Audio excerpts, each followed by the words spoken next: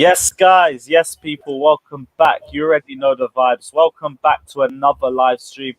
Welcome back to another match review and a fallout review on the Chelsea Everton game. The excellent form that we're in. We're going to delve into the individual performances, the fluid front three, the solid back three, the dominant midfield as well. And we're also going to talk about Thomas Tuchel's influence and our excellent start to life under the German. But before we get involved, I do want to say, as always, if you guys haven't done so already, smash the like button, hit the subscribe button, and yeah, get strapped in because we're going to delve into all things Chelsea for the next hour. We may open the lines to the end, or it might be a closed stream. I'll be real. I have to let you guys know towards the end. But first off, let's go through the panel as per usual. We're going to start off with the partner in crime. I didn't get to chat to you yesterday as well, so I don't know your thoughts on the game, but we'll get into that later. First off, how you been, bro, anyway? Bro, I've been very good. It's been very good, first of all. Always a pleasure to be on the channel. Everyone subscribe, drop the like and everything.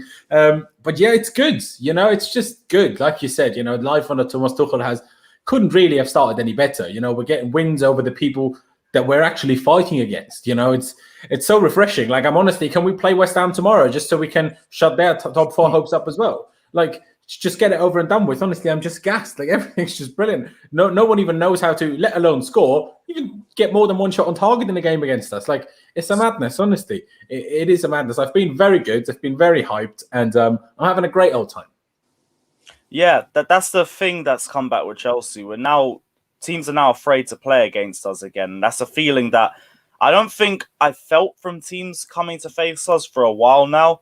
Like, there's obviously teams will come down, they'll be defensive, but defensive doesn't mean they're scared of us. If anything, it's just the way half the Premier League plays whenever they face a top six side. But now it's like they genuinely get minimal opportunities against us. For the most part, they're always on the back foot, and we look dominant. We look back to our best. But Johnny as well, leader of the Hive. Chat to me, bro. What's your thoughts? Yes, big up Lewis, big up Monster, Lawrence, everyone watching. So subscribe and like all that jazz. Yeah, buzzing from the result last night. Another clean sheet. Havertz playing false nine, been screaming and begging for it for such a long time. It's finally come, and he's just proved to us all how deadly he is in that position. In my opinion, got robbed of a hat trick, if you want to say that. And if he did get that hat trick, I mean, what a performance! It just would have excelled him to speaking about him even more so. But that was the highlight for me of just seeing him in a blue jersey, finally leading that line, linking up the play. It was just a fantastic performance, and a shout out to Hudson-Odoi. Who looked really dangerous, again held the ball up really well, another solid performance. We're playing like a team, and I want to sound out, we've got a bit of a fear factor about us now, so I think a lot of teams are going to be worried, and that's so nice to feel that as a Chelsea fan, to finally say that teams are starting to fear us. So that's what I take straight away on the surface from yesterday. Yeah, and as always, Monster, my guy, man. How you been? Hey, I'm good, man. Every time we win, I sleep good, so I can't complain, innit? Yeah, like match day is the best night's sleep for me, before and after, mainly because of the fact that I don't have to do any streaming until kickoff as well. But yeah, Monster, we will start with you as well, because we're going to talk about, first off, the game in general. And this game was meant to be, in my opinion, the tougher of the two Merseyside games. And to an extent, it might have been as well, because even though both teams had minimal chances against us, I feel Everton were a lot harder to break down and try and control. Like, Liverpool, for the most part, I feel like they were good in midfield, but like going forward, they were so easy to handle. And I think with Everton, their shape made it a bit harder for us to try and break them down. If anything, the only reason why we did break them down was because of the overall quality of the front three. But first off, just chat to me about your thoughts of the game. And also, is it now actually time to pray for the rivals? Because we've had to drop that slogan for a month or two. Now under Thomas Tuchel, we feel like we're actually back now. What's your thoughts? Yeah, we've completely turned the tide. We're a completely just different side. There's structure to the team, structure to the way we play. We're just such a better club. Like, a lot of players that we thought were down and out, and we couldn't wait to sell. All of a sudden, they're looking like amazing class players. You know what I mean? So I mean, it's been a great 10, 11 games. Hopefully, we push on, continue to fight for the top spaces on the table because. Yeah, we are fourth, but I think we shouldn't stop there. We should continue to push for third and second because we're not far behind them, innit? We're only, 4 points behind second, 3 points behind third place. So, it only takes one game for Leicester to slip up and Chelsea to win, and all of a sudden we're in third.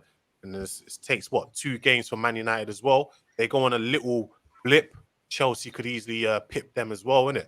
So it's all I've wanted is just consistency. Before we went through this run of games, people were always saying who you beat or how you're going to get through this run of games or blah, blah. And we've come through with flying colours. Do you know what I mean? We beat the big boys, not in just the Premier League, but we beat Atletico, who is, a big boy in Europe, probably like the second best team in Europe at the moment after Bayern Munich. Or second or third, innit? But we've just beat them, innit? Do you know what I mean? Away from home as well. So I can't complain. We're doing well, man. We're doing well. Exactly that. And the one thing I wanted to talk about, and that you mentioned it perfectly, was consistency. Since Thomas Tuchel's joined, like the only word you can use to describe us is that we have been consistent. We have only conceded 2 goals, only 1 goal from open play and caused by an opposition player in itself. And looking at the stats, we were 6 points off fourth and 11 points off second place when Tuchel originally took charge of us before the 0-0 draw against Wolves. Now we're looking at the table. We're 2 points clear of fifth place. We're 4 points off second. And to be honest, I thought it would have been more than 2 points as well with the game in hand from Everton. But it's speaking volumes in itself out how much ground we've been able to climb up and also how much we've been able to capitalize on how inconsistent this Premier League season has been for a lot of teams as well, because we've said the same thing for months. Consistency is so key this season out of all seasons because everybody is struggling for it. Everyone is getting their season messed up based off the fixture list, the amount of games that we're playing hand in hand, and the amount of injuries that's coming as an amount of that. And even in this sense, we've rotated players at the right time. Everyone except for maybe Emerson, to be honest, I think has been given a fair opportunity and a fair run of games. And even with this level of rotation, we've got consistent results throughout the board as well. Lawrence, what's your thoughts been over the first 11 games? Honestly, you couldn't have asked for much more. Obviously, there were 2 occasions where we could have hoped for more. Tuchel still keeps saying he himself probably messed up a bit against Southampton, obviously, where we dropped the 2 points. And then against United, we definitely could have won that game. Not necessarily saying Tuchel made any wrong decisions, although Ziyech obviously had a poor game. But we could have just had a better result. But other than that, it's literally been perfect. And just to highlight that, obviously, you touched on just 2 goals conceded. We're now back to being the second best defense in the league, by the way. I know we still conceded 6 more than Man City, but second best defense in the league now. Obviously, I'm not sure. Maybe we were already before yesterday. I don't know. I just looked at the table now and saw it. And it's just like considering how bad we were in terms of, defensively and since just before Christmas. The fact that we're still the second best defense in the league, shows 2 things. First of all, the Prem overall has been an absolute shambles this season, but also we've been really, really good for the last 11 games. And like you said, Emerson, maybe Pulisic as well, not quite a full fair shot. Hasn't started a Premier League game. Hasn't started a game other than the Barnsley one. Although he wasn't particularly great in that and wasn't particularly great when he came on in any game. Second player as well, so fair play. Exactly, there you go. But everything's just been impressive. Like, we go away to Anfield, win 1-0. I know they lose to everybody at the moment, but it doesn't matter.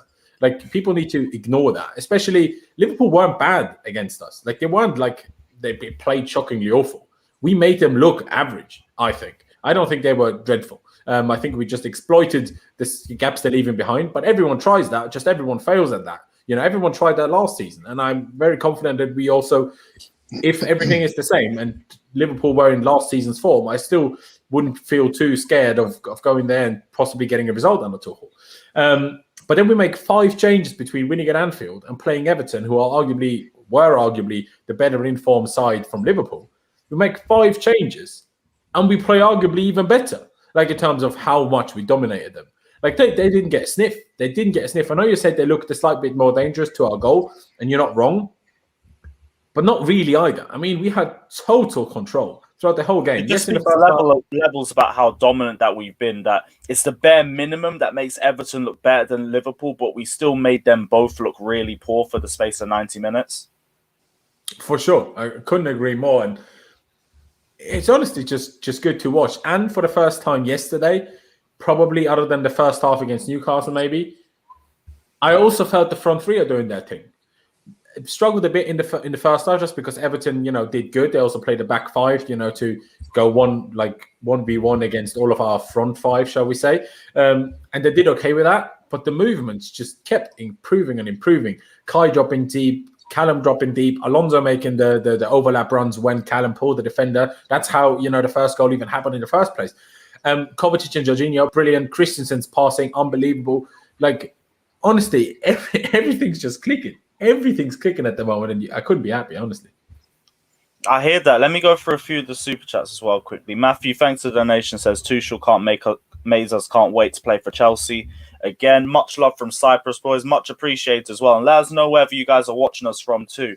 Reese also says Mount, Cho, Havertz as our main front three. I do want to start on the front three as well, because there's a lot of positives, and then there's one big talking point. And the big talking point is also the player that you've taken out of the front three from yesterday. But I want to start on the positive note, because I want to talk about how well we were playing. Kai Havertz in the false nine. Like, I've had thoughts of how good he could be, but I was also worried about whether he was going to be fully match sharp for this game. Proved me wrong perfectly, and I never could be more happy to be wrong. That front three looked like the most fluid front three that I've seen playing for Chelsea, at the very least, since Tuchel's joined. I thought Callum Hudson-Odoi on his left hand showed exactly why that's his more comfortable side, and I've been saying he looks excellent on the right hand side anyway. But I feel like you get another level out of him if you put him onto his natural left-hand side. And he showed it in this game, especially for the first goal, like you already mentioned, Lawrence. He dragged three players out of position and then set Marcos Alonso up perfectly to create the assist for Kai Havertz, who, again, unlucky, should have had the goal for himself. Kai Havertz, like we've already said, his technique, his ability, his ball progression, his hold-up play as well, everything was just excellent from him. Made a bunch of different runs that, for the first time, weren't ignored. And you see what happens when you don't ignore Kai Havertz's runs. 2 scoring runs, one that led to the pen, one that led to the own goal as well.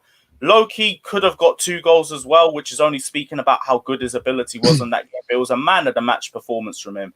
Callum Hudson-Odoi as well, I thought it was excellent. Timo Werner, his runs and movement in possession was good too, but Timo Werner is still going to be the talking point because we do need to have a discussion about his finishing, because he does miss too many chances. But I want to start on a positive note. So, Johnny, anyway, chat to me about your thoughts on the front three and how fluid they were. Yeah. I mean, I can reiterate a lot of what you said. What I took from the front three was, I think the main difference was Havertz.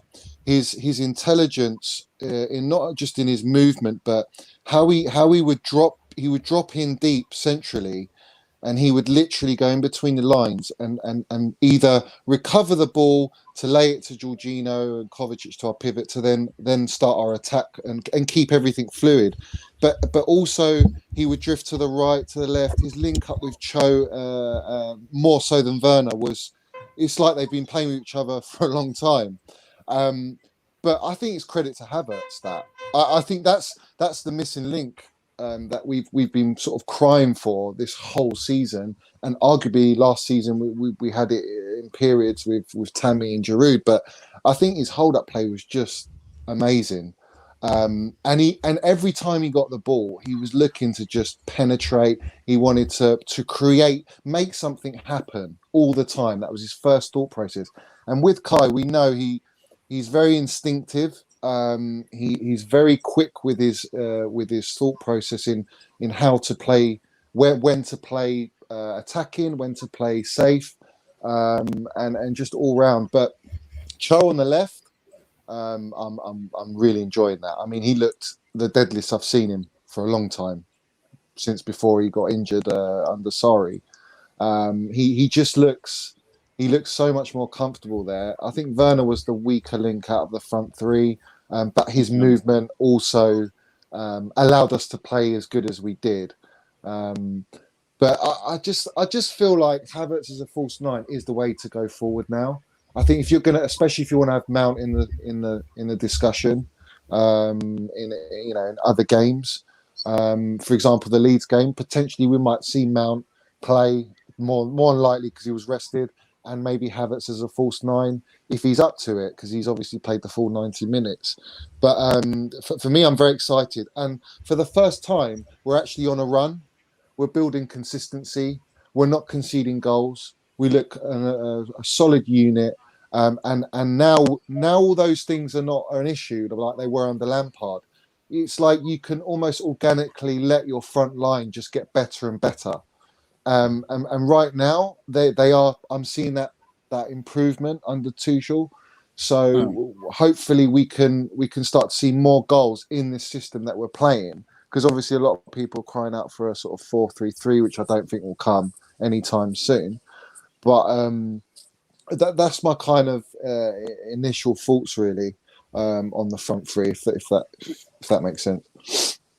Yeah, and I feel like we're all going to say the same thing about the front three and how fluid and how excellent they all were together. So I do want to just talk about the negative, and it's not to just focus on the negative. It's because it's going to get more of a discussion out of it. And I want to know what everyone's thoughts are on Timo Werner's performance, because you can see it from both sides. I thought off the ball was excellent, and in possession semi-decent as well, but we're getting to the same problem where he is getting the chances put on a plate and he's just not taking them well enough. And I'm still giving him time. I'm still not saying like I'm starting to drop off the Werner bandwagon and everything like that. It's not like that. It's just there's too many big chances now. Like, correct me if I'm wrong. This is now the 16th big chance that he's missed.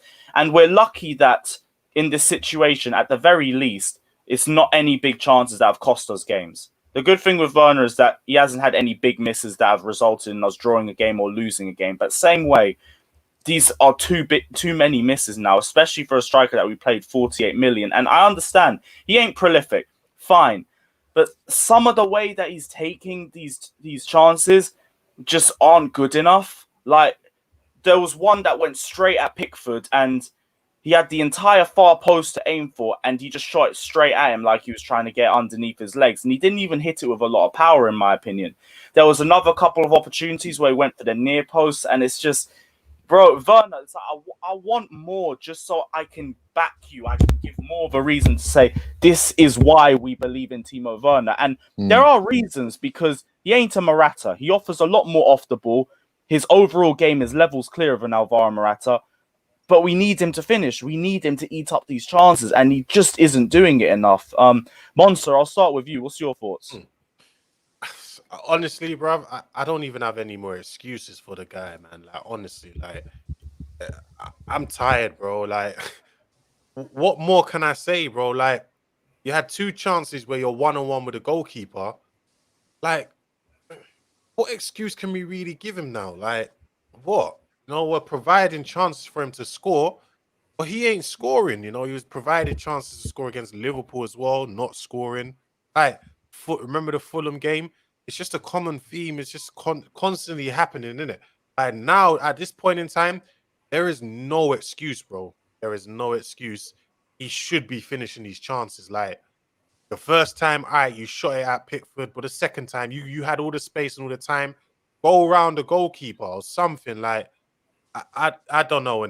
Honestly, I'm just tired of talking about Timo Werner, because I feel like the Chelsea fan base is being a bit hypocritical now, because it's like, give him time. But with Tammy Abraham, if that was Tammy Abraham, we'll all be crucifying him right now. Do you know what I mean? Well, not us in particular, but people will be crucifying him for not scoring those goals. So where is the consistency with Timo Werner, in it? Like, the man needs to be doing better. You have to be scoring some of these chances now. Like, you could have had a lot more goals if you just bury these chances, in it. But he's not burying them. I don't know if he's stuck in two minds. I don't know what is. He's just lashing at these shots now rather than using his bloody head to score. I don't know. I don't have no excuse for him anymore, innit? It's as simple as that. There's no excuse. Yeah, Lawrence, speak to me about it as well, because I know we'll delve into this a lot deeper onto your live stream as well, so we don't have to go too deep into it from your point of view. But same way, you've been, I won't say critical, but you've been very receptive of Timo Werner's ability in general, and you've been the first one to call him out when he misses all these big chances, because you've noticed the difference between the reception that a Tammy Abraham gets when he drops a bad game compared to a Timo Werner. So with that in mind, what was your thoughts on Werner's output in this game? Like, overall performance, there were positives. No one's going to sit here and say he had a terrible game. Like, he had a good game. It's just you need to bury these chances. And if we didn't win this game 2-0, if it was a 0-0 game, we'd be sitting there saying, well, it would have been a 2-0 game or it would have been a 3-0 game if he buried those chances. I saw a lot of people saying Pickford had an amazing game against Timo Werner. I was like, not really. I thought he had an amazing game in general, but let's not try and blame Timo Werner's misses on the fact that Pickford had a good game. 2 of them were straight at him. I think maybe his best shots that he had to deal with was either the Callum Hudson-Odoi curler in the second half or a Mason Mount long shot towards the end of the game. Other than the deflected Alonso shot, that was probably his best save. The deflected Alonso shot as well. But when it came to Timo Werner, I'll be real, they were mostly straight at him and it was easy for him to deal with. It's weird. I mean, yeah, you're exactly right. You can happily use the word critical. I have been critical of Timo Werner, and I think justifiably so. And I have admitted in the past that to some extent it does come from a perspective of where I'm like, it's unfair how he's treated compared to how other people are treated, and that's making me treat him a bit harsher than I know I probably should, if that makes sense. But I feel like people are treating the likes of Tammy Abraham, at times Callum Hudson-Odoi, before Tuchel came in now, Jorginho, I don't know, Christensen at times, Emerson at times, Azpilicueta at times when he played right back in the back four. They're treating them so harshly, but Timo Werner is just getting every excuse that everyone's ever thought of for things that just shouldn't be excused. And I said this earlier on Twitter, I'm not sat here expecting him to score 30 goals this season because it is his first season at Chelsea. It is his first season in the Premier League. But this shouldn't have anything to do with him running through on goal and scoring at a one-on-one chance. Like, this shouldn't have nothing to do with it. And if his mind isn't free enough to, in a moment of going through on goal, one-on-one with the keeper, isn't free enough to just focus on that and not think about the fact that this is my first season in the Premier League, well, then we have much bigger issues in themselves. Like, it shouldn't have anything to do with that, to be honest. And he had a good game. Like, in my player ratings live stream last night, I said his game itself was probably about a 7. Good game. But then those misses, you can't keep accepting them. So I deducted 2 points for the misses and gave him a 5. And had he scored them, I might have given him a 9 or a 10, because then rather than deducting 2 points for each miss, giving him 2 points for each goal or whatever. He would have looked clinical if he put them in the back of the net, because he didn't have a lot of chances either. It was just the second half. Yeah, but he had 2 perfect chances though. Like, you could say he didn't have enough chances, but the 2 chances he's got is 2 chances he should score. Do you get what I mean? Like, Timo Werner this season already should be in double digits. Like, in terms of goals, he should be easily. I feel like if you give any other of the top 6 Premier League strikers those chances, they're probably all going to bury them. Do you know what I mean? So to me, we've given Timo Werner every excuse in the book, but he's not doing good enough. I think the manager maybe needs to yank him out or speak to him and tell him, listen, what you're doing is not good enough. We'll be looking to replace you with Tammy Abraham. Simple as that. Oh. I see it with Werner. Like, I always cut him slack. Like, I think, and the only reason I can do that is because we're actually winning games. If we weren't winning games and we were drawing games, I think he would probably hit rock bottom by now because of the chances he's missed. But because we're winning games, it's almost like, okay, we can kind of excuse it a bit. But for me, I think the Liverpool, if he'd scored that Liverpool goal, and we went 1-0 up and scored an important goal, that would have given him such a huge boost. It gave him a little boost because it did go in the net and it was disallowed.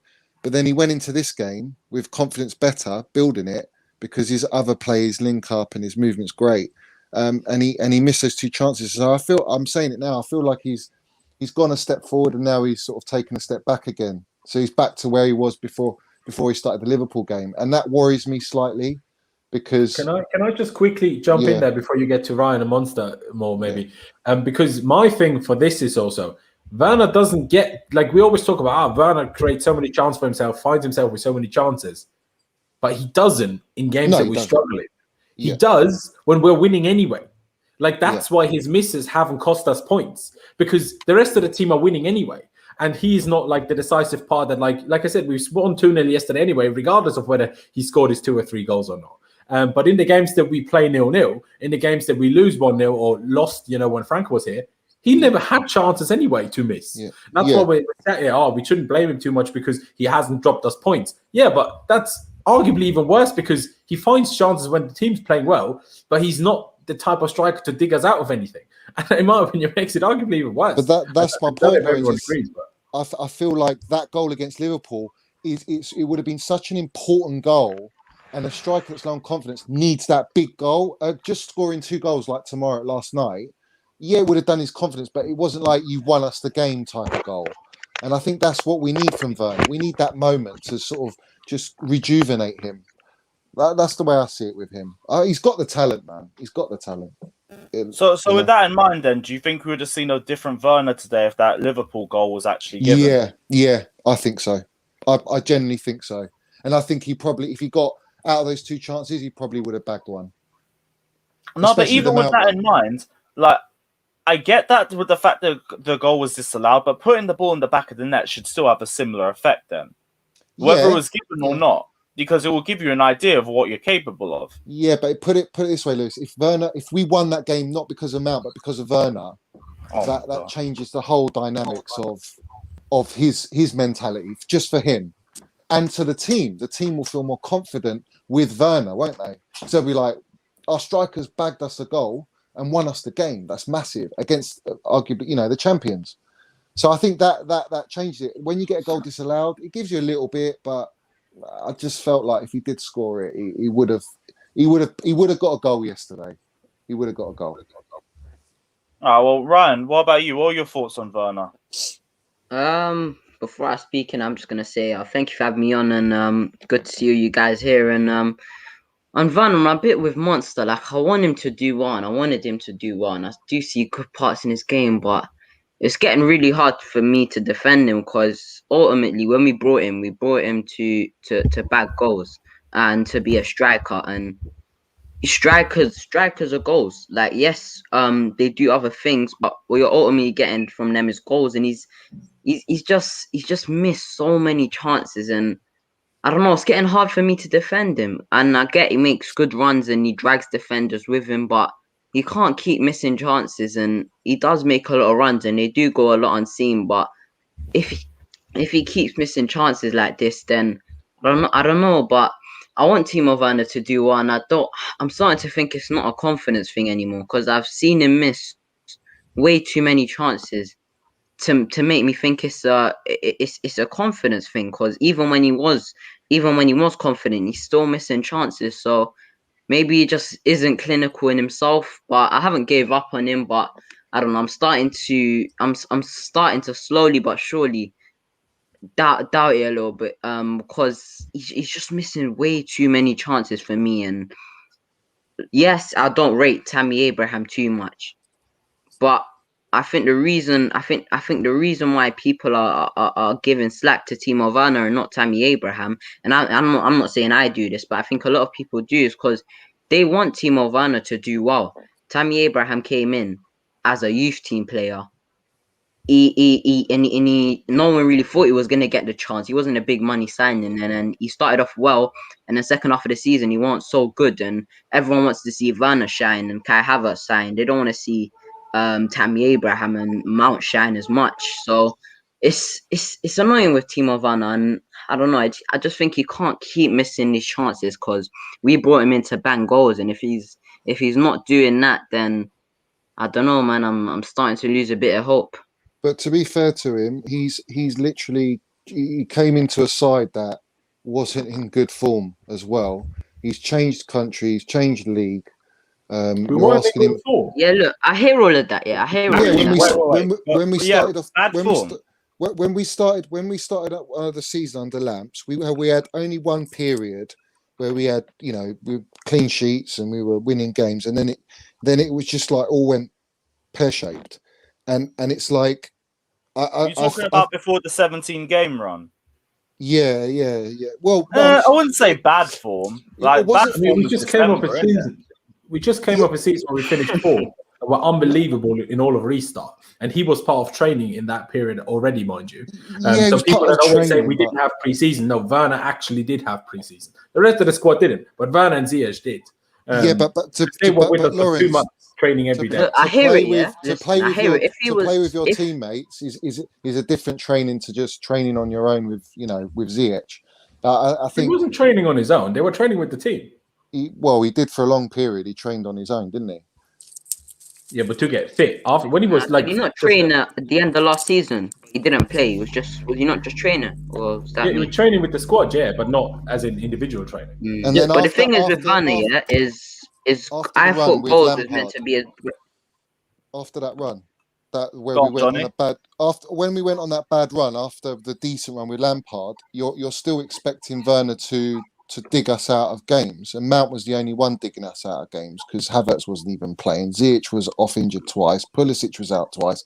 So you're asking Werner, who's been played out of position many times, to literally, come out with these blockbuster performances and bang in the very few chances he got. So when I look at it in that way, I think it's our criticism on Werner's too harsh. But Bro. under Tuchel, I think he needs to do better for sure. Yo, can I make a point, Lewis? Excuses for Yes, Con. Go, Yeah, wait. sorry I was late about that. I took a bit of a power nap, so I'm sorry, but I'm finally It here. is what it is, my guy. The thing with Werner, right, what confuses me with Chelsea fans, Werner was always this player who missed chances. Like last season at Leipzig, he had like 6 shots on average a game, and he missed big chances. If anyone remembers Bayern last season, Leipzig versus Bayern, I think he missed 2 massive ones there. So Werner missing chances isn't anything new, and we shouldn't have expected him to be this clinical striker because that's not him. He's not Haaland. He's not like a prime Aguero. He's not a Harry Kane. He's not clinical, but he's one of them players. He's like a high risk, not high risk, but like a low risk, high reward kind of thing where he'll just keep on going. And his movement off, I don't know, a number 9 opens up so much space. Yeah. And I think in this Chelsea team, we're going to be looking at more of that central focal point, whether that be Havertz at a false 9 or Giroud, scoring the majority of the goals, and Werner just pitching in a bit more. Because let's be honest, he did score loads in Bundesliga. That's because he's getting 7 chances a game. He doesn't get that in the Premier League because the space isn't the same. But isn't that why he needs to start becoming more clinical? Like, I can accept it when it's changing, but we keep going through this season, and all I'm seeing is more big chances missed. And I get he isn't prolific, fine, but he needs to become more prolific, doesn't he? No, yeah, for sure. But he kind of reminds me of Patrick Bamford in a way, because he's another. I think he's the only player who's missed more big chances than Werner this season, and he's another player who misses. He scored a lot more goals, though, man. No, yeah, that's what I'm saying. But Leeds create a lot more chances for Bamford, so he's that kind of player where he will keep making them runs, keep getting into positions, and you just need to keep finding them. And the reality is, he's not going to change into that more clinical striker anytime soon. Hence why Chelsea are looking at Haaland in the summer or Lukaku. But he's getting closer now, isn't he? Because our final third is looking better and better by each game, and I feel like he almost scored against Liverpool or got disallowed, and he should have really had 2. He had 2 chances and he missed them. Right? Okay, fair enough. But I feel like the front line is playing better, which will only benefit Werner. And then maybe after 6 games, let's see how many goals he does score before we yeah, for sure, I agree with that. But there's also no excuses for not scoring against Everton, in my opinion. He needed to score that game. He had 2 really good chances, but I don't know. It's how can we get annoyed at a player for being a player he was originally before coming to Chelsea? You know, that's the point I make.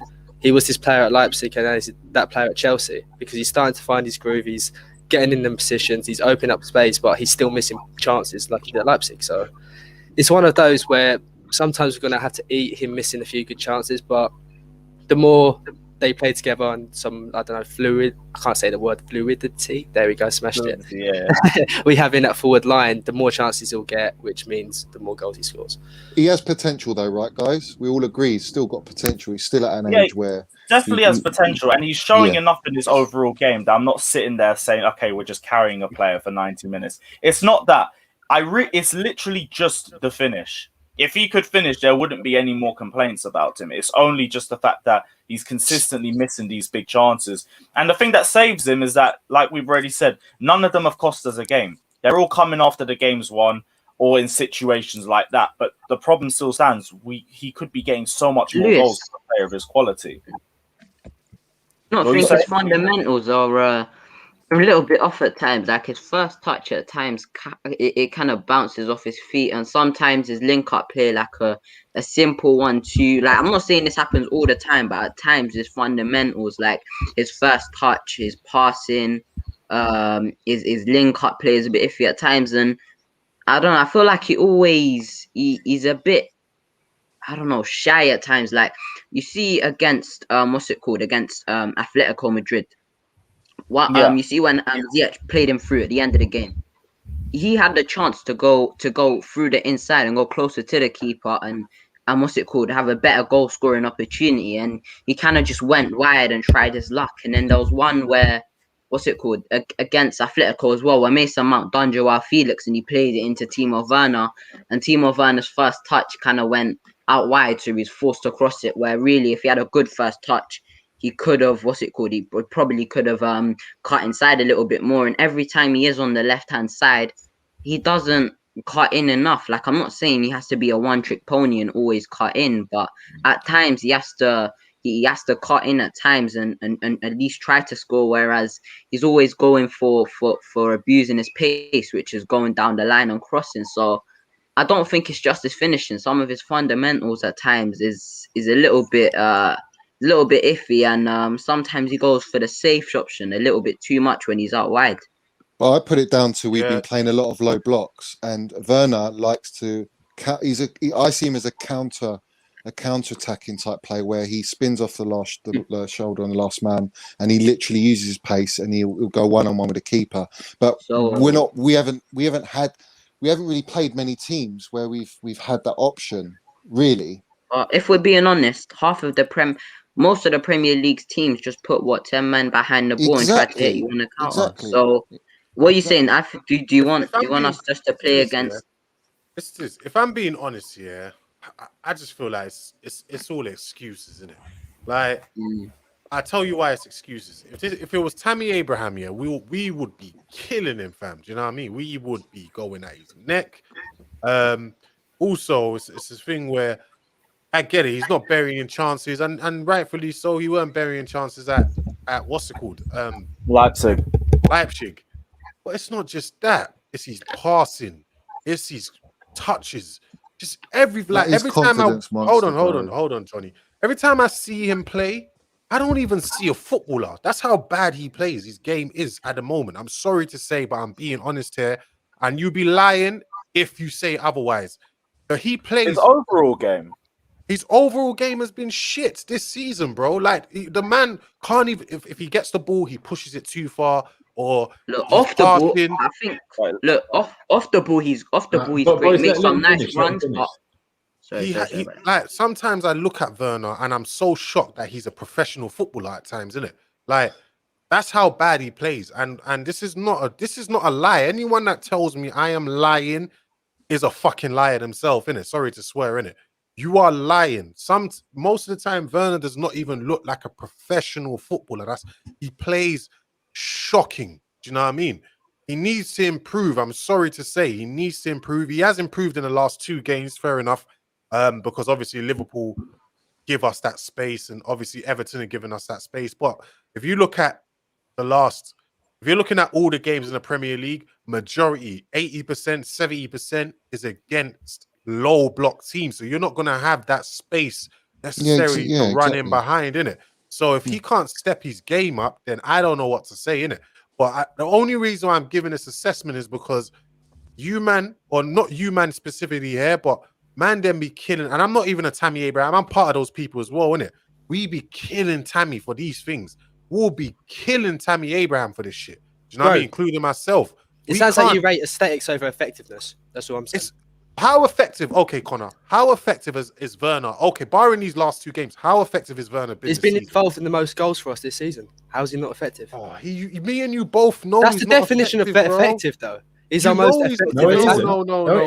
You know he's not. If he's been involved in the most goals, how isn't he the most effective? Is taking as many chances as you get, pretty much. That's being effective. Wait, hold on. 20% of your 100. That's not effective. If he's been effective, so-called effective as you say he is, then why are we here in this position we're in right now? Because the team's been playing piss poor for a long time. No, but For it's me, not it's just that he's not clinical. Even if, I feel like his even if, overall game's good. It's just Yeah, I just feel like that's a bit of aesthetics. overall, it's not aesthetics though, because in general he scored 4 goals this season. Is it 4 goals? Bro, in the Premier you said League? he doesn't look like a professional footballer, so you're just At saying times he doesn't, Yeah, bro. he's not At times he aesthetically doesn't. pleasing. It's You're just not saying about. let's he's be not honest, aesthetically yeah, let's be pleasing, honest. but that's harsh. Guys, let's be honest. Connor, hold on. Connor, you're pulling out one thing I said in the debate. I did say yes, he doesn't look like, but it's not just his aesthetics. What about his finishing? What about his link-up play? It's everything going together. It's not been good Monster, enough. we both know, we've spoken about this, yeah, with Drogba when he first came. He was atrocious, was he not? Even when Drogba first came, yes, you are right. He did struggle. He was atrocious, Hold on. but If yeah, go on. Drogba got those chances when he first came, because I remember this like it was yesterday when he came in it.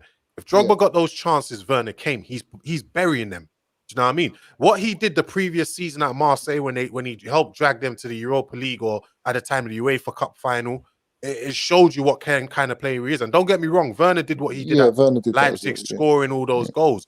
But it's just when I just look at Werner's game, like maybe it is confidence, because at the same time, confidence, the thing with confidence is it does make you, when you don't have confidence, it doesn't make you second guess, like it makes you second guess maybe your touch or a pass or blah blah. I get that in it, but I'm not going to sit here and act like we haven't dragged Tammy for this all season for the same similar thing, and we're all just saying as if blah blah blah blah for Werner, innit? If we're going to drag one, we drag the other, or if we're going to give one time, we give the other time too. Be consistent, innit? Yeah, you know what I mean? with Tammy, like I'm not slandering Tammy, like you know me, I back all my youth players, but the thing with Werner is he's changed managers twice now. He's got 2 different managers in one season. He's halfway through his first season, and he's trying to adjust. We've got COVID, we've got all these factors, and I strongly believe there is a major confidence issue. I could see it in his face when he missed the what does that have to do with? Hold on, Johnny. What does that have to do with your in the last game alone? 2 chances right in front of Pickford. You've got all the space in the world to bury it. Like, what does that have to do with? What was the game where the ball was going in the back of the net and Werner made a goal line clearance rather than freaking? It's my point, Monster. It's my point with Ziyech. All right, he had a game before, and then he had the United game, or did he even played before the United game? Whatever, regardless, he's hardly played, and he had that one chance against De Gea. And really, if he had about 6-7 games and he was on a bit of form or playing half decent because he's talented, he would have banged that in. But because he's just been thrown in straight away, he missed it. And I think with Werner, it's a similar thing, except he's had game time, but he's so disjointed and he's always been played out of position so many times. And his confidence is clearly low, bro. I said it from the Liverpool game. If he scored that goal, I really think he would have banged one in today, and we wouldn't even be having this discussion. We'd be like, Timo's going to come, you know. And I think he will come, but I also think will he suit the way Tuchel plays as well? Because we're a very possession-based side right now. So we're going to have all the ball. He's not going to have that last man all the time unless we sit back and let teams come on to us, which we saw with Leipzig. They love the counter. Well, not necessarily, because we don't necessarily require him to like, with the way Tuchel's playing right now, we don't require him to do all too much of the link up play and all that stuff in it. And at the same time, we're not necessarily playing counter-attacking. Yeah, we're not playing counter-attacking football like that. But at the same time, like, to me, it's just the fundamentals. Do you know what I mean? As a footballer, the fundamentals of the game. That's the part where I'm just like, come on, bro, you've got to do better. And I get it. Confidence. Listen, you all know me. You all know me, bro. Do you know what I mean? I've played the game for 2 different clubs in the Premier League, QPR and Crystal Palace. You guys know me. But at the same time, when I'm looking at certain things, I'm just like, bro, like, this is just looking at that. What are you doing? And as a footballer, like, it worries me, innit? Like, sometimes it actually does. Sometimes I don't know what you can give an excuse of for balls coming to just simply control that ball.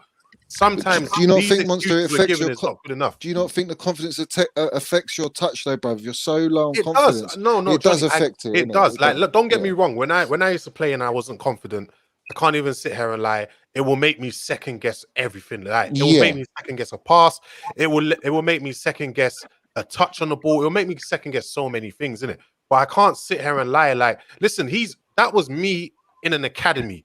This is different because Werner's at Chelsea and he's been at Leipzig. He's at the highest level there is of football. So you've got to some way overcome that. Do you know what I mean? You have to. I think he will. Do you not believe he will, Monster? Though I know I'm you hoping. do. I am hoping he does. I'm hoping he does. I do still listen. I believe in him, as you see me tweeting out many times. I still believe in Werner that he can turn it around, innit? But I'm just saying, like, we have to be consistent with the way we judge these players. There has to be some kind of consistency because you can't be like, oh, when it comes to Tammy Abraham, get out, blah blah blah blah, and then when it comes to Werner, oh, give him time. And that's and you're right. Do you think it's something to do with the ceilings? Because I'm looking at the super chat here, big up as well. He says Timo Werner's pedigree, his ceiling towers tappy. Be real. Do you believe in that sort of statement as well? That's more based on what you expect both of them to become as players. Who says? I don't know this. Like, we all say ceilings, but you know, Robinho's ceiling was to be the next Ronaldo or whatever. In it, Nani's ceiling, and in fact, Quaresma's ceiling was bigger than Cristiano Ronaldo's ceiling when they were still young and playing football. Innit? To me, that don't mean shit. Do you know what I mean? When someone says talent or ceiling or whatever, it means nothing. Deliver. It's what you deliver. I want to see it on. I want to see what you're doing on the pitch. Like I said, when Ronaldo was pushing through, Rooney was the guy, but look at the guy Ronaldo went on to become. Quaresma and Ronaldo were around the same age, but look at what Ronaldo went on to do. Ceiling don't mean shit to me. Do you get what I mean? So and the slander, bro, the slander with the amount of slander that Mount gets, right? I'm using it as an example. The amount of slander Mount gets, and yet Werner doesn't get anywhere near that slander like Mount. I can't understand that logic from the fan base. I just agree with that 100%. 100%. I don't think that's true. Oh well, mate. There's a lot of slander. I think Werner gets it more than anyone. More than anyone. No way. More than Mount. No, wait. Connor. Werner gets it more from the rivals. Werner gets it more from the rivals, but Mount gets it more from. Bro, I live, breathe FT, right?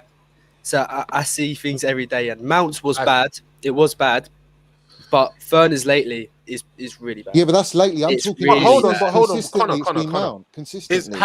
But the number one thing you should ask yourself though, has Mount even warranted? No, of course not. Of course not. Werner, in a way, I'm not saying you should be hate, but in terms of criticism, Werner has warranted that criticism. It kind of sounds like you're trying to divert from Mount to Werner. That's a bit sus, can't lie.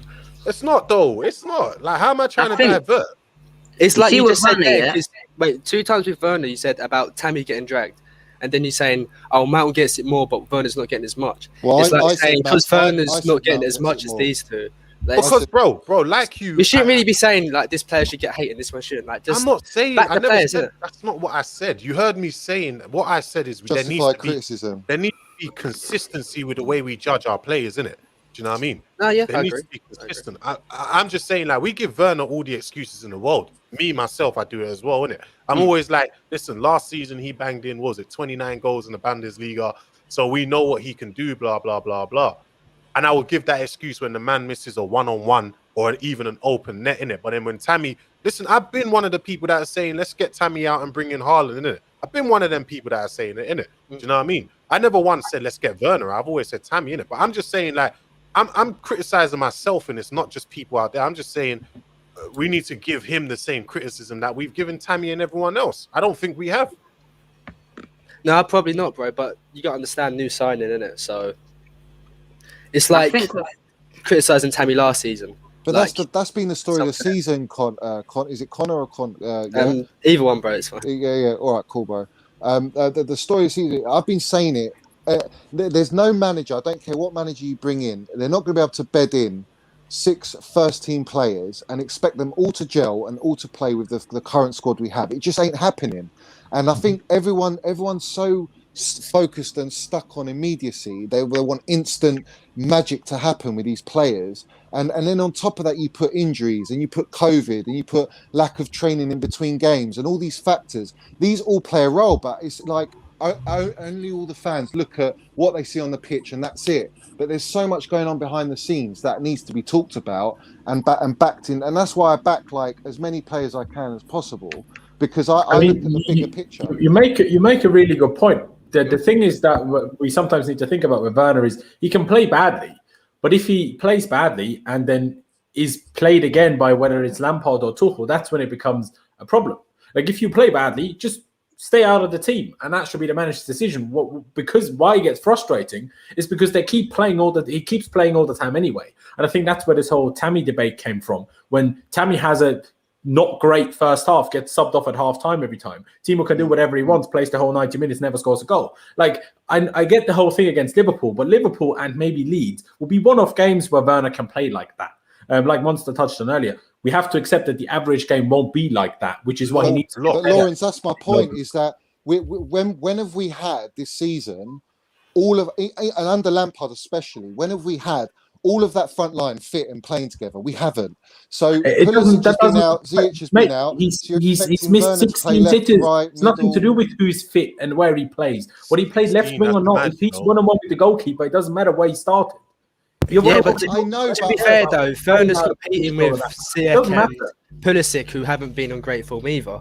He's not competing with Tammy. No, but he's not competing with Tammy. Tammy's not playing in Werner's spot right now. Like they're playing two different positions right now for Chelsea. Oh, sure. Pulisic's been on poor form. Yeah, I know. I get what you're saying. Pulisic's been on poor form. Ziyech hasn't been entirely great. So at least Werner, he's sort of contributing in the game a little bit. Personally, if Werner has a stinker, I'd rather Pulisic play. That's my guy. I think he's fantastic and he needs to play more. I think he needs to be eased in though, Con, man. He's so injury prone right now, I think. What's easing in though? 15 minutes every 1 or 2 games? I don't think that's easing in, bro. Well, you need to, because I think his first touch isn't there when we saw it. I know he only came on for 5-8 minutes. You talk about first touch with Pulisic, but giving Werner the first touch excuse. Are you having a laugh? No, hold on. With Pulisic, we know what he's about, right? We know him and Hudson-Odoi are the most talented players we got in our side. All right, let's have it right. Firstly, secondly, I think with Pulisic, he's so in fear of getting injured again because he's had 2 horrible timings of injuries, and they've come at the worst times, arguably, and he's trying to get fit. But I think if you just start him or you play him for like 25 minutes, I don't think you're going to see anywhere near what we want from Pulisic, and he's going to get. Maybe he's got a bit of confidence as well with that as well. I don't know, but I just feel like you need to ease him in 15 minutes each game, then give him 20 minutes. Yeah, but I understand that if that was like a couple of weeks ago, but he's been 100% fit for a while now. He's not 100% fit. I don't think he is. No, I think he is. No, I think listen. Yeah, I think with Pulisic, I'm not. You see now I have this confidence that the manager knows what he's doing and he will ease the players in properly. Like we've seen with Thiago Silva, he's been fit for a couple of weeks now, and Kante as well. When you say fit, do you mean match fit? You're not saying match fit. Oh yeah, clearly. I'm just saying like he Thiago Silva could have played yesterday. Like if we're being honest, if Lampard was there, he would have thrown him in that match yesterday, innit? Or even the match previously before that against Liverpool. I think with Tuchel, I have that confidence that he will bring players in at the right time, rather than rush them in. Yeah, I trust in Tuchel. For sure.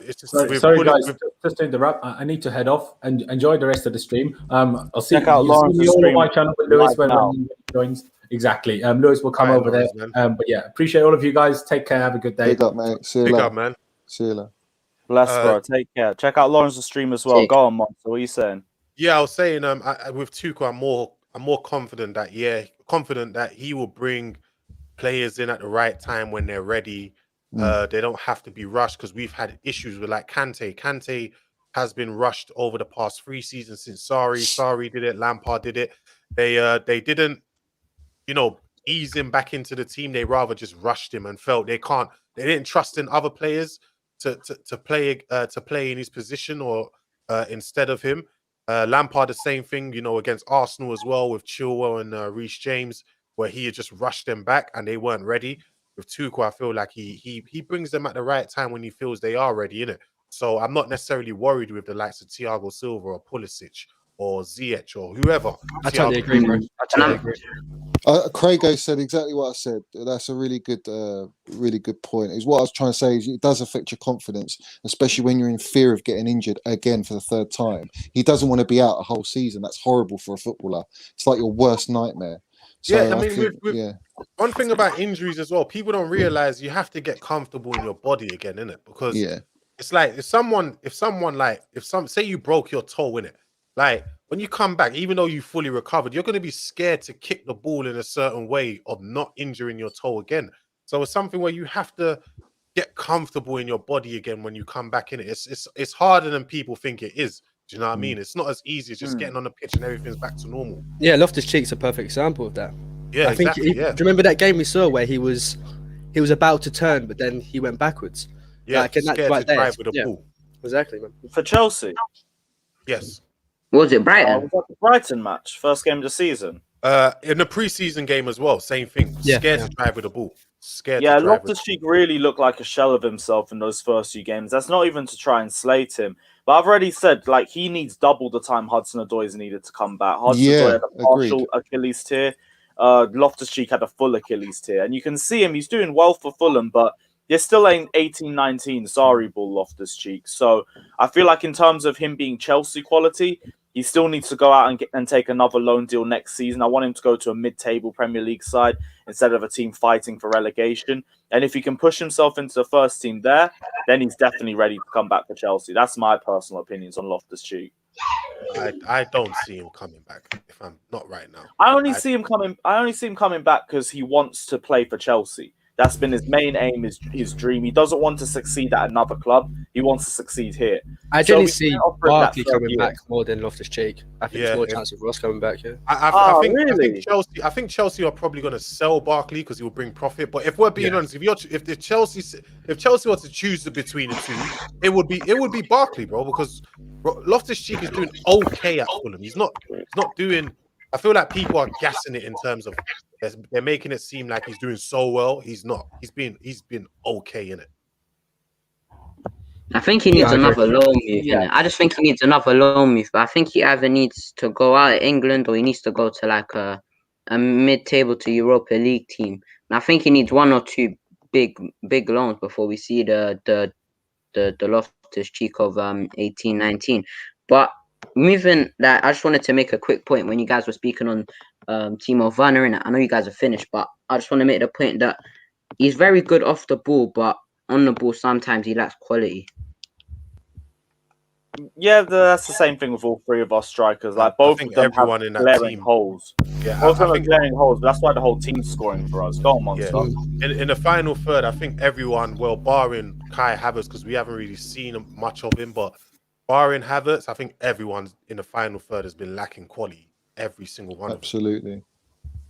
Yeah, we haven't had Mount's the only baller. Otherwise, there wouldn't be anyone to fully compete. No, but Mount's been lacking quality to stop him, man. Yeah, even Mason Mount, fair, someone who's been great. His final pass at times is really soft. Yeah, he's been robbed. He's been robbed of so many assists. He would have about 10 assists, bro. Come on, let's have it right. Come on, man. Come on. Oh, maybe bring Kazi, man. Big up Sam Jovi with the donation as well, saying someone was trying to download Drogba, ran out of data, stopped at 20% and saved it as Tammy Abraham. Dude is incomplete in every dimension. That's really harsh, man. That's really harsh. I appreciate the donation anyway. I agree that I think Tammy Abraham is going to take a lot longer to become the player that we want him to be, as compared to a Mason Mount or a Reece James or a Billy Gilmour. But that's why I also low-key think, like, for Tammy Abraham, maybe a loan deal for him as well would be the best to get the best out of him. I don't think he will, Lewis. I just don't think he'll go on loan. Hasn't he only got like 18 months in his contract? Nah. Yeah, he's got like 18 Yeah, months. he has to re-sign first. But if he re-signs and he proves that he wants to stay at Chelsea for the long term, he needs to go out on a loan first of all. We know the ball don't want to sell him. The club don't want to sell him. That's why they're offering him a contract, but they still want to buy. They still do want to buy Haaland, but you got to think of it in a sense that Giroud's going to go monster, isn't he? He's going to go. Yeah, Giroud is going, but I don't blame him for wanting to leave in it. Like if I'm there, say I'm a player there, and I'm trying as hard as I can, and the club go out, and I'm the highest goal scorer in the Premier League in the team, and then the clubs they're going to buy an Erling Haaland, then where does that leave me? Especially being that I'm being dropped for the likes of Kai Havertz and Timo Werner and Olivier Giroud. I can't even get in the squad. That just means I'm not really going to be getting no game time. So I would be looking to leave if I was. Guys, was Tammy injured yesterday or no? I don't think he was. No, I think it was just a knock. No, he wasn't in the squad. Wow, That's the second game running as well, isn't it? that's mad. Yeah. Yeah, I feel like even from a financial sense, it would make sense to try and get Tammy onto another contract and then loan him out anyway. Because even with that extra years of development, that could potentially add another 15, 20. Hell, if he really balls out, might even add another 30 to his transfer valuation. Yeah, but hold as on, opposed but to what hold we're on. selling for now. Especially hold with on. what we're left The with way I months. see Bro, it, he's been on how many years is he? But previously, before he got into the team, has he been on loan? Like going on loan to him personally, I think that's moving backwards, isn't it? No, I agree. I think he's going It to go depends on Arsenal, the to be team. honest. I generally feel like he'll go Arsenal because there's been rumours that Lacazette might be I going. called that as well. I called that. And then if he goes, I see think it as that's a perfect. for him. If they Yeah. drop the P's, why not? I mean, Yeah. drop the money in it. Do you know what though? It's going to be a case. He's going to move and he's going to bag like 20 goals a season. Everyone's going to go, damn No, it. I don't No, really in see two Tammy doing years. Let's say in a year or two, like the guy's going to develop. that. You Talent. think Tammy's he's a got 20 talent. goal a Though. season striker? He could be. Well, let's be honest. monster. Let's be honest. If we get He a could be. Haaland or a top striker like that, we're not gonna worry too much unless he gets a big injury. I'll tell you where the problem lies. If we get Haaland, we'll have Werner, and say we've got Tammy as well, but Havertz plays false nine as well. So arguably, you could go for a season with just Havertz false nine. You could have so that you can play Mount in the side, and then you can have Haaland and you can have Werner. Job done. Giroud and Tammy leave. I can see that happening. We saw last night how good Havertz was, and he's not even like match fit. I wouldn't even say he's match fit. That's his first game back, really. Nah, not really. Big up Kevin as well, who says, my problem with Tammy is that he just whines and moans after everything. Timo keeps his head up and goes again. Tammy just flaps and complains. I feel like that's just more gauging it based on body language. And here's the thing, body language, you can use that for some players. The same way I could use body language and say, Kai Havertz looks so lazy when he's on the pitch sometimes. He barely looks like he's doing anything. And I could use that to paint a photo of him too. Fact is, Tammy could just flap and complain. He's our top goal scorer in the Premier League. He's our top goal scorer in all competitions too, right? Yeah, so even though you have to take context into account, he's not absolutely failing. And even if his body language does say that, he's still got the output to back it up as well. This is going to be 2 seasons in a row where he's our top goal scorer. So you have to give him the credit where he's due for that as well. Can I say, sorry, Lewis, I mean to cut you off. I think Kai last night put all 3 of our strikers to shame, including Werner in that as well, because all the things we take for granted in a really good striker, like coming back to link the play, great first touch, running in behind. He had everything last night besides the goal, which he should have had one because Werner was offside by that same body part that Havertz used to score last night. So, yeah, where's the rules in that? But I think Kai really put a performance in that. I think people saying, that's not even at his best. I think that is at his best because it was a really good performance. Like, that was a top performance against an Everton side who are extremely good. Do you know what I mean? They're battling for top 4. So, I don't know. Maybe if we do get Haaland, what does that mean for Kai? Because if he starts playing in this false 9 role, he can't do that if Haaland's here, can he? So, I don't know. A lot of questions right now, isn't it, with Chelsea? Our problem's going to be that Roman will want Haaland, and then Tuchel might say, "Yeah, but I don't really need him. Like, I want a star player," and that's where the problem. I think we should try Havertz false 9 until the end of the season and see how it goes in it, because it could just be a one-off game. Although I don't think it is. It could just be a one-off game. So I think we need to try Havertz more in the false 9 before judging what happens. It's not a one-off. No, I've been low-key wanting to see false 9 Havertz. No. I'm not saying like it's a one-off or anything. But I'm just saying I think we need to play him more until the end of the season in that false 9 role before we come to conclusions like where's Kai Havertz going to be when Haaland comes in. Everyone relax. It's just one game. Let's relax in it. Come on, Monster. You know me, bro. Relax, you know but I'll me, enjoy it bro. as well because low-key, like, I'd play that front 3 again just based off the fact that it was the most fluid front 3 I've seen. The only change I might make yeah, I'd make Mount for Werner. Mason Mount for Timo Werner, and I think that's our best front 3 right now. To you, bro. That's right. That's right. Let's have it right. You know the board are not going to be happy with Timo Werner sitting on the bench, man. Come on. They aren't, but Kai Havertz costs more, and if Tuchel's getting the best out of him, it's like, yeah, one striker isn't balling out, but the other one might have to drop. To be fair, if Chelsea do buy Haaland, someone has to go on the bench anyway, don't they? Because you can't play Havertz, Werner, and Haaland all together. Might be Money Mace. No. Roy's also saying Yeah, you know what? I am actually not even reading that one. Yeah, you can complain about let's that. not But waste I'm energy, not man. reading that one still. You can't say that after yesterday. But it is what it is. I do appreciate the donation. We are not dropping this Havertz is overrated thing, especially after yesterday, though, because that was a brilliant performance. It's a long-term investment. Yeah, long-term investment. But go on, what are you saying, Johnny? It's the first time we've looked very dangerous every time going forward that I've watched us personally. But I think our players need to pass Havertz the ball more, man. Like they need to feed him more because every time he got the ball, I think him and Hudson-Odoi both look dangerous on the ball. I think our players need to feed it into him more because not to the point where we're relying on him, but I think we need to give the ball to him a little bit more because he looks dangerous, man. For who to feed him? Jorginho and Kovacic? Who? I mean, they can. They just don't do it consistently. Kovacic fed him the ball where he won the pen, to be fair. Yeah, I think it's just a case. Got a lot better over recent games. I have questioned him about it, and low-key, I do think there are still those games with Kovacic where his forward passing isn't going to be good enough, but you have to take those games where they come. I can accept the fact that it's improved over the last 5 or 6 games. There might be like little flat lines here and there, but that just happens with football. You know what I'm going to say, Lewis? I give the credit where it's due. It has improved. You know what I'm going to say. Go on, say it. Gilmour, bro. Gilmour all day long. He's the only player that can play those passes, mate. He's the only one out of our three. I love Gilmour, but I don't believe that. I think I need to see more from Gilmour to fully believe it in consistency, in a case of consistency, but I'm not going to completely throw away the idea of it, only because nearly every time I watch Billy Gilmour play a full 90 minutes, I'm sitting there like, this kid is absolutely ridiculous. He's a years above his age. You saw him for 2 games. Relax, people. Yeah, listen, bro.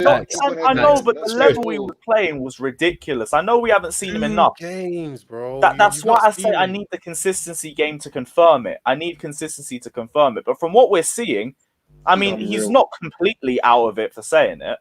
Let me see him. I'm not saying he's not the guy, because I think he could be not on the level, but he reminds me a bit of a Paul Scholes, innit? But I want to see him have a full season first, and I've not seen that yet. Like, we've just seen him for 2 games. Like, 2 good. Like, how many games have we? When everyone's basing Billy Gilmour's this and that, what games can you tell me? But even the Barnsley game, he come back from injury monster, and he almost got us an assist with a penalty. We showed a penalty, and then his ball basically dissected and allowed Reece to play the ball across for Tammy to tap. Yeah, but bro, Barnsley. It doesn't matter. He came in after a bad injury, straight into the game on a horrible pitch. That pitch was atrocious, and he dealt with it. He played well, man. He was playing with a half-fit Kante. But we saw N'Golo do that against Liverpool, literally not too long ago. We saw Kovacic do that against Everton, literally yesterday. Like, we've seen the players who are starting against the better opposition. Like, I get what you're saying with Billy Gilmour, because I rate him a lot. I think there's a lot there we can work with, but I also trust Tuchel, and I don't think Tuchel thinks he's ready yet. And listen, he's in a development squad right now. Tuchel's kept him. Get his fitness. He's still coming back for that injury. Get his fitness, but there's no question he's not sending him out on loan. He rates Billy Gilmour very highly. He might need that loan, you know. I don't want him to go on loan, man. Why? I think he needs it. I'll be real. I want to see him play regularly, but that could be for Chelsea. That could be for another club right now. And fact is, if you send him on loan, like, he's going to get double the game time as a minimum than he would ever get at Chelsea, whether he stays this season. Then he can come back. Yeah, it reminds me of Conor Gallagher a little bit. Conor Gallagher was raw. You got to remember, the Kante, Jorginho, they've not got too long left at Chelsea, innit? Like, let's be honest, innit? So Gilmour could be the guy for the future in the next few years, innit? I think he should go out on loan. Perfect for him. Huh? No, he's levels. Him and Mason Mount are going to be the 2 that come out to JT. Those 2 specific players. They're gravy, both of them. But Johnny, what I think it's like Conor Gallagher, bro. When we saw him in pre-season, he's a bit raw. He's gone to West Brom and he's really developed. It's really starting to see. But I don't see. But Conor, I don't see Conor Gallagher. Yeah, but I feel like they're different types of midfielders, though. No, but that's the thing. I think when I had so obviously, guys, you know, I had my podcast. I had the Scouted Football on there, and one of them watched Conor Gallagher a lot in the Championship last season. Yeah. And he said that he reckons he could play the 6.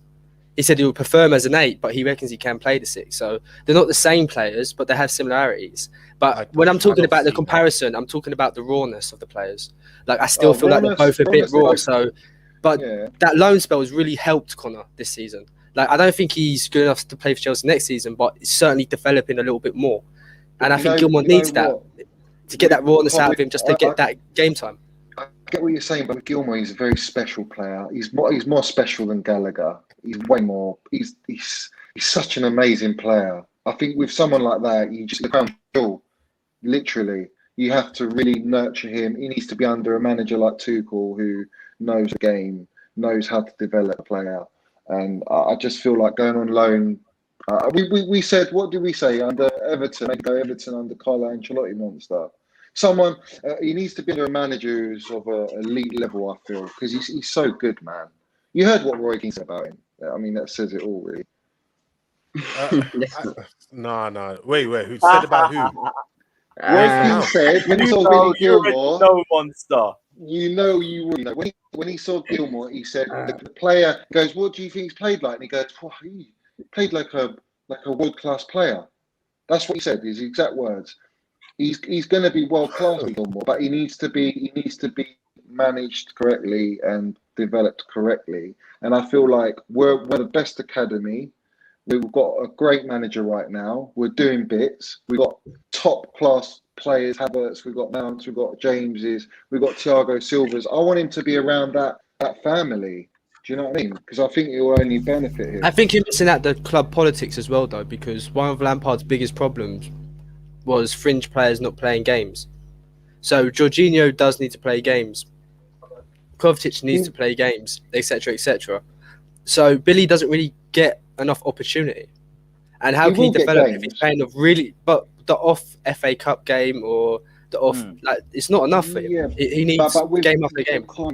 I get that, but and I'm not saying to play every single game, but I think when he will play, I'm so confident that when he will play those games, he'll look so good, and then Tuchel will bring him in for that Premier League game. Or we Johnny, might get question: would you trust him to start him against Atletico?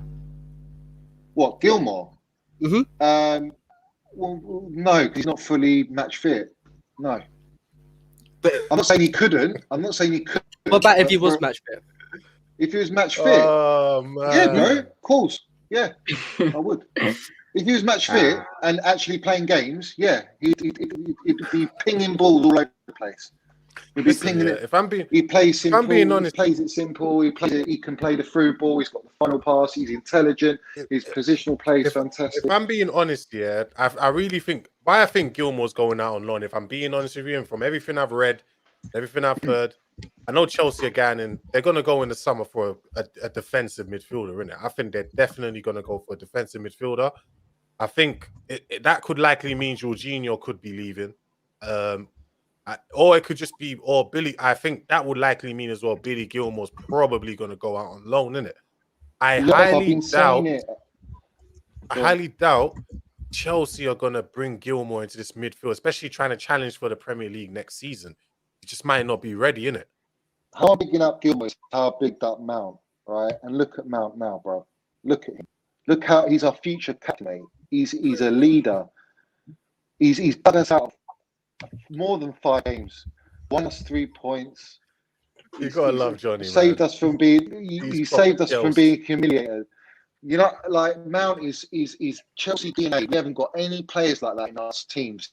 Lampard and Terry. Mount went on 2 loans, bro, man. He went on 2 loans. Yeah, and he's 22. I'm not disputing that, but Mount had no chance. No disrespect. He had no chance when we was under Sarri and all our managers before and the players we had before. He wasn't going to get looking. And then obviously got a transfer ban. It was a blessing in disguise. But I still think Mount eventually would have broke through anyway because he's that good.